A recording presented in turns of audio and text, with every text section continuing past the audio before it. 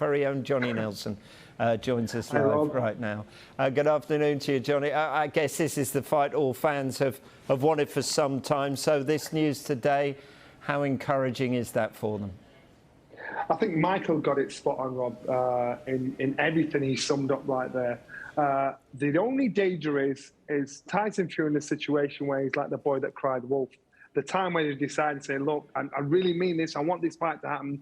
Now he wants people to believe this fight will happen. Both fighters have now given it the official nod. Funny way to negotiate by social media, but both fighters now put their head on the chopping block. So if this fight doesn't happen, the buck stops with the fighters, not the management team, not their extended team, but with them. Tyson Fury said, let's do it. Anthony Joshua said, let's do it. So if for any reason this fight doesn't happen, it falls on the shoes of the fighters, nobody else around them. So now the realization of it, if I was in Anthony Joshua's team, yes, like Michael said, I'd probably not advise him to do it. It's a great opportunity because the chance is there. But you're coming off 2 losses. His head is all over the place.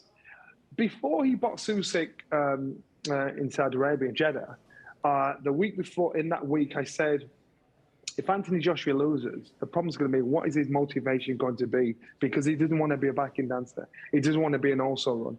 So, so what will it be to motivate him? Tyson Fury has to be the only fighter that motivates Anthony Joshua to make the decision to say, yes, let's do this. You know, you guys might say, I've lost 2 fights in a row. This might be 3 fights in a row. He's the man. This guy you're looking at there is the only person that motivates me to get my head right, to get my confidence, my drive to commit to training for until December the 3rd.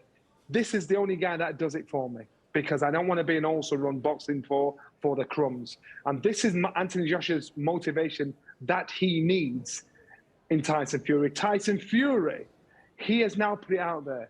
A nice, straightforward, boom, there you are, son. Now, if he's true to his word, he's done his job. He's put the offer out there. He and 258 have agreed to everything Tyson has asked for. Now we've got to wait and see how time tells its own story. If this fight is going to happen and it happens, this is a massive, massive fight that the public have wanted to see for so long. And these fighters are probably the only 2 fighters that are out there at the moment that could actually box, and they're bigger than the belts. You just want to see the fight. So this fight itself, if it happens, it will be ridiculous. And again, Michael, spot on.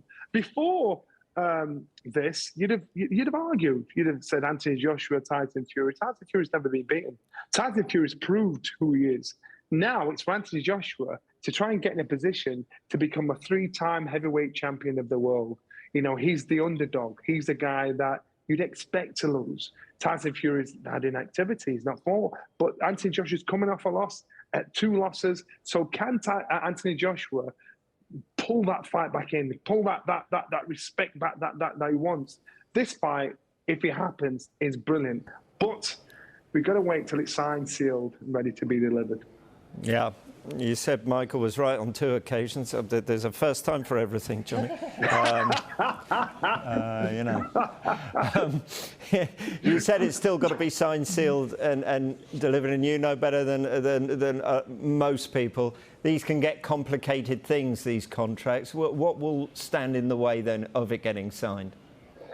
Unfortunately, Rob, boxing is one of the few sports where negotiation starts after the contract's been signed. And that's how the sport is. And so now it's just down to the fighters. You know, 258 said we've agreed the rematch, we've agreed the fee, location. They've got the location. There is no reason why this fight doesn't happen apart from the fighters not wanting it. And I've always said Tyson Fury's always wanted to box Anthony Joshua, and Anthony Joshua's always wanted to box Tyson Fury. So now, if it was ever going to happen, if it was ever going to get that close to happen, it's now. So if we are to believe Tyson Fury, and this is a legitimate thing where he's saying, I want to fight again, not for $500 million, not X, Y, Z. I want to fight you again on this day. If it's done then, if the deal's been signed, we have a fight on our hands so we can get Gideon excited. That 60-40 split, is that generous from Fury, considering AJ doesn't hold any belts at the moment?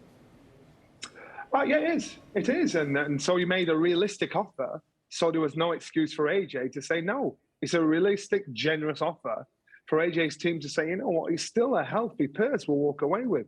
It's a 50-50 split if it's a rematch. So again, it's a very generous, genuine offer from Tyson Fury, which makes you want to believe, you know what, this is for real. These guys aren't playing games. I think it was a 55-45 split that they were arguing over last time. Now this is for real. Anthony Joshua's got to accept he's the B side of this.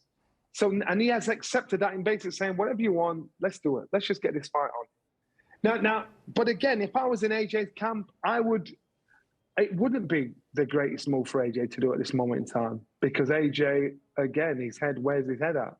But then the other side of the coin is Tyson Fury is the only guy that I think will be able to motivate Anthony Joshua, because I think if he boxes Usyk 100 times, he'd probably beat him 2 or 3 times out of 100. So AJ knows in Usyk, this guy has got his number, has Tyson Fury. He has lost 3 of his last 4 fights, Anthony Joshua. The idea was that he'd go away and rebuild his career rather than going straight back in the ring with the best heavyweight of his generation. So I guess the opposite side of that argument is he's fight ready at the moment, because there hasn't been much time between the Usyk one and this one. So where are you with that? Robbie, fighting is not just physical, it's mental as well, and it's where his head's at. When you get into a situation, it's a tough fight. Do you have flashbacks? Do you doubt yourself? Do you doubt your ability? Do you doubt your confidence, especially when you've been a world champion? Believe it or not, the guys that are world champions actually believe they are the best fighter in the world at their weight. Now, can you imagine? There's 7 billion people on this earth, and you believe you're the best fighter of all those people. Now, you've got to be that vain. You've got that much of an ego to believe you are the best. But all of a sudden, when that rug's being pulled from underneath you, yeah, it's a massive realization to say, well, actually, I'm just like everybody else. Anthony Joshua in that situation now, where he now knows he's not the best fighter in the world. So that confidence goes with the way he fights. That confidence goes with his drive, with his hunger, with his passion. But now it's being dragged away from him. He knows there's somebody out there that's better than him. And if he's in a tough fight with Tyson Fury, will those goals come back in and think, oh gosh, I'm in with somebody else that's better than me? This is a confidence thing, and that's why his team were thinking about getting him in some fight to build his confidence back up again, to say, right, you can do this. You know, if you just did X, Y, Z, things would be different. He's going straight back in again in another tough question-asking fight against Tyson Fury. Great move by Tyson Fury, timing excellent by Tyson Fury. But for Anthony Joshua, this is his ego and his brain telling him, you are still a champion. You can still fight and think like a champion. You can do this. And he has to talk himself into that to say, this is very, very possible. And it's not an impossible ask. It's just a tougher ask for Anthony Joshua. Yeah, you said Usyk had got his number. How much does the argument hold water that, despite Fury's formidable record, the styles of the fighters makes this better suited to Anthony Joshua rather than Usyk? Yeah, so third time lucky, Michael, you got it right again. As in, I thought Anthony Joshua boxed brilliant against Alexander Usyk. I think he boxed better in that fight with more intention, skill, intelligence in all of his fights. If he takes that fight to Tyson Fury, then the fight it becomes even more interesting. And so in that situation there, this fight can always still go one way or another. And you've got 2 guys that are tall, big units that one can box better than the other, one can punch. But one has shown he's been with one of the most gruesome punchers, as in Deontay Wilder, and dismantled him with ease. So now it's about styles make fights. You've got the right size, you've got the right confidence, you've got the bangers, you've got the boxers. This is such a mix.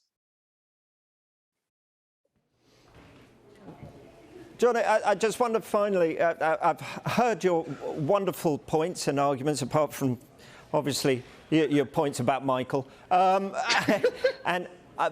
my question is, who is this riskier for? I asked Michael, who is this riskier for at the moment? Because if AJ loses, people will inevitably write the rest of his career off. But if Fury were to lose this, there'll be huge question marks then, won't it? So who's putting more on the line here? No, I think it's excuses for both fighters if they lose. For Anthony Joshua, if he loses, then what? He's just lost his last 2 fights. Where's he going to go from there? Does he want to hang about and box? There are great fights there for him, but does he want to hang about boxing knowing that he's never going to be the best in the world? So now he's got the opportunity. So a loss to him will probably bring forward the inevitable of him saying, you know what, I've had my fun. I'm gonna look at something else. For Tyson Fury, he's been out of the ring. He's proved that he's the best heavyweight in the world. He can say inactivity, he can say whatever, has probably let him down. But again, both fighters have got a great excuse. But I honestly think Tyson Fury has been training for something, even though he said he'd retired and walked away and going to do UFC, whatever. So I think these guys, maybe Anthony Joshua, he's been in a long training camp for the last 10 months and he's had a few weeks off to get back in the ring again. Your body goes through wear and tear mentally, physically and emotionally. So again, it's a big ask for Anthony Joshua. But if he has decided he wants to do this fight, regardless of what happens, these guys have got no excuses. Now it's time, the fight's on. Okay, I'm sure we'll be speaking to you much, much more over the coming weeks. But Johnny, thank you very much indeed.